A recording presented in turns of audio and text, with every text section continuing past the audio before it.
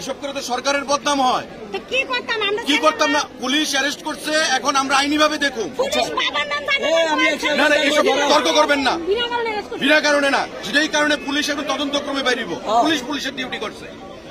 দেশে তো আইন কানুন ব্যবস্থাও তো একটা আছে, সরকারটা তো প্রত্যেকের, সরকারটাকে বাঁচাইতে হইব। মুখ্যমন্ত্রী প্রশাসন এটা কালিমালিপ্ত করা যেত না। হাজার হাজার গাড়ি আটকে গেছে, স্কুল স্টুডেন্ট, পেশেন্ট, কর্মচারী, তারা অফিসে যাইতে পারতেছে। কোনো কথা না দিদি, আমি কইতাছি এটা এখানে আমি আইছি, আপনার রাস্তা রাখতে হইব। এসপি আইছে, কোনো বিশৃঙ্খলা যেন না হয়। আন্দোলন করছেন, আপনারা তো বিরোধী দল করেন না, তাইলে বিরোধী দলের আন্দোলন এমন হয়। ধর্ম, বর্ণ, সমস্ত কিছুর ভিত্তিতে দেশ চলে না। আমাদের শুনেন, যেটা হয়েছে আইনিভাবে আমরা দেখব, পুলিশের কাজ করছে, আমরা এখন বাকিটা দেখব। তার যাতে কোনো অসুবিধা না হয় এটা আমরা দেখব। আমি নাট মন্দির করে দেবো, আমি এখন আপনি এখন কি করবেন? রাস্তা বয়ে থাকবেন?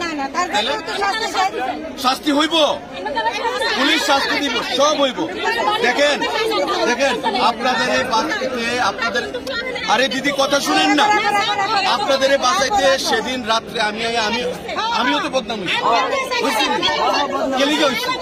কিন্তু আমি তো এটা কেয়ার করছি না। আমি জানি এটা হুমু, তারপর আমি আইছি, আপনাদের লেগে আইছি তো। সুতরাং এখানে আর কোনো সিল করেন না প্লিজ। এটা আমি দেখতেছি তো, আইনি ভাবে দেখুন প্লিজ। এখানে আর কোনো ইয়ে করবেন না প্লিজ। আমি আপনাদের প্রত্যেকের কাছে হাত জোর করে, এটা আমার বদনাম, আমার বিধানসভা কেন্দ্র, আমার সরকার, আমার মুখ্যমন্ত্রীর বদনাম, প্রশাসনের বদনাম। ঠিক আছে,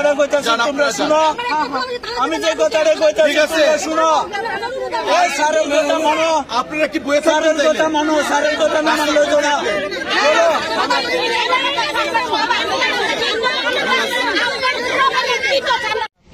5 लोग अरेस्ट किया है। तो आज थोड़ा रोड ब्लॉक किए थे, तो अभी तो पैसिफाई करके रोड क्लियर हो गया है, सिचुएशन कंट्रोल में। इसमें और भी लीगल एक्शन होगा अभी। अरे कितने लोग थे इन घटना में और अभी कितने लोग अरेस्ट हुआ?